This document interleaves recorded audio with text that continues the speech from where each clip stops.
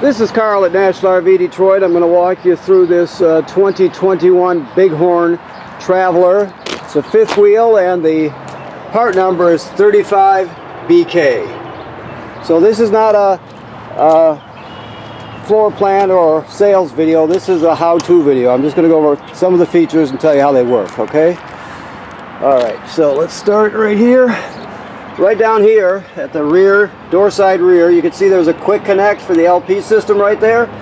That's in case you want to hook up a grill or a griddle, you can plug right into the system right there. You've got a outside kitchen with a AC refrigerator and a cooktop, infrared cooktop. Of course, this pulls right out, so you have that. Let me go a little farther here. This is a power awning with LED strip, of course. Just regular power there. Your tire is down here. Your spare tire is down there. This is a plug and a signal out if you wanted to put a TV out here. Okay. You have two 30-pound LP tanks. Okay. So this is a generator compartment if you wanted to add a generator. If not, you can use it for storage. These are your battery compartment, your hydraulics, of course. This device right here is a power inverter. So this has a regular residential refrigerator in it. So what this does is it inverts 12 volt DC to 110 AC. So it takes, the flow is this, it takes the 12 volt from the batteries, 12 volt DC from the batteries are sent to this unit. That is inverted to 110 AC and it's sent to your refrigerator. Therefore, your refrigerator can be running when you're driving down the road. It is fed by the batteries, and the batteries are charged by the alternator on your tow vehicle as you're going down the road. So it's a way to run your AC refrigerator during transit. Okay. Now this is I'm sure there's another control panel inside. I say that because I haven't really looked it over at this point yet, but I'm sure there is. But we'll start with this one right here. So this is for your control system, your leveling system. You've got a 6-point system. So that means you got 6 jacks on it, 3 on each side. To start this, you push both arrows at the same time. Let's see it lit up. Now, auto level is what you're going to use almost always, right? And when you're getting ready to leave, you don't push retract all, you push hitch height. Hitch height is the last position you were in before you auto leveled. So when you pulled into the campground, you unhooked your tow vehicle and drove it away. Then you auto level it. Now it remembers that position before you auto leveled. So when you push hitch height, it'll go right back to that position, and in theory, you can pull right underneath it, hook it up, and you're on your way. If you retract all, it'll retract everything, including the nose, the landing gear, and it'll nosedive. It won't hurt anything. It will nosedive though. Okay. Now the other control panel has those features, plus you can operate the jacks independently. I'll show you that when we get in there. Okay. So this is let's see what we got here. This is your leveling system here with more options. So so you can push, I'm not going to go through the whole thing, you can read up on it, but you're going to push manual level, okay, and then you can pick out the jack you want from this wheel and then go up and down with each jack. So you can do the front, the 2 landing gear, or the rears, and you can go side by side with it. So that's the main difference between the two panels. This one just has more features. Okay. All right, your water is right here. So this obviously is just a sprayer. Let me get this straight. So this is your city water inlet right here. So if you add city water, you're going to have this valve in this position, right? And you're going to hook your hose right up to here. Then it'll just send water to all the fixtures, all your plumbing will work. Now if you're going to a campground that doesn't have plumbing on the campsite, you can go over here to tank fill. When you do that, this will fill your fresh water tank, right? Once it's filled, you can go to dry camping, and you can use your onboard pump to pump the water out of the tanks, and everything will work just like you've got city water, okay? And of course, this is to bypass your water heater. Right now, this is winterized, and it's in bypass mode. So always make sure that the water heater is right here, and always make sure that there's water in the water heater before you ever turn it on. So that's important. When you summarize, you're just getting over the winter time and it's empty, okay? So I'll put it back to city now, just so we can leave it there. Now this one is your black tank flush here. So after you flush your black tank and then you leave the valve open, your valves will be here, okay? The gray, or the larger valve is always your black tank. The smaller ones are your gray tank. But after you dump your black tank, which is toilet water and waste, you leave the valve open. Then you can hook your hose at the dump station out of here, turn it on, and it'll spray out the inside of your black tank, clean off the sensors really well so you get a good accurate reading, that sort of thing, okay? And these are just cable and satellite through here, okay? For the campground. Or if you have a portable satellite dish. Okay, so I'll take this off just so you can see. It's a 10-gallon water heater. Like I stated, right now it's empty. You can see the plug is out of it. It's also bypassed. So before you turn on any electricity or any gas, you want to make sure there's water in it. It takes an 1/16 6-point socket plus a 6-inch extension, and then something to break it loose with, a ratchet or a bar, whatever. This attached to the rod is an anode rod. It's a sacrificial rod. Okay. This right here, we've got the tape still on there. This right here is this rocker switch controls the power to this electric heating element that's behind this cover here. So keep in mind that this is here. There are going to be switches inside, right? But keep in mind that this is here, and you have to turn it on before you can run the electric heating element. Never run it without water in it, okay? All right. So let's move down a bit.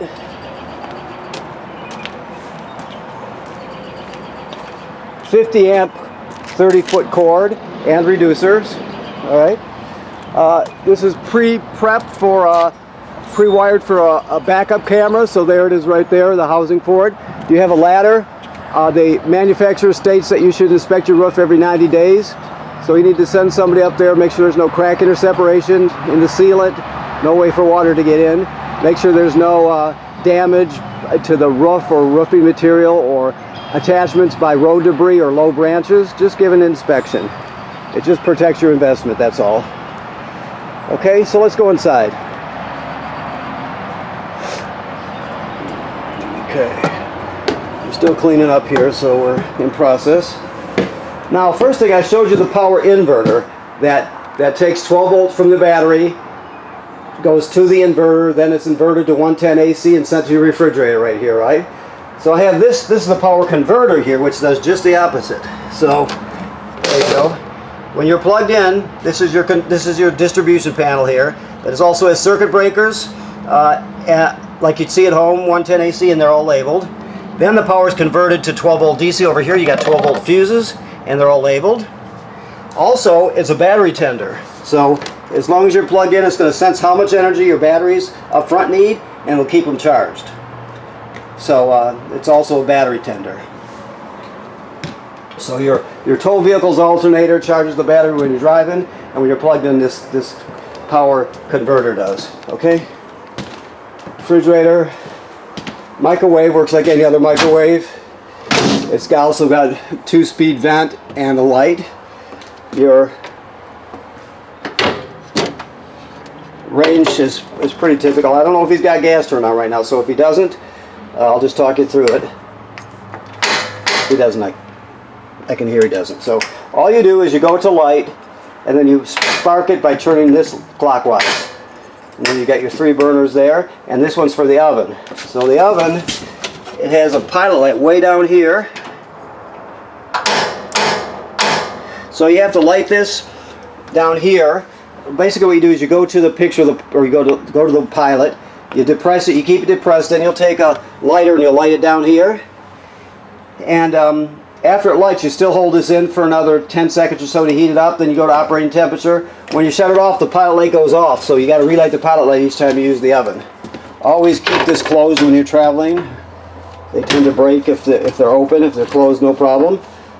Alright, phone charger,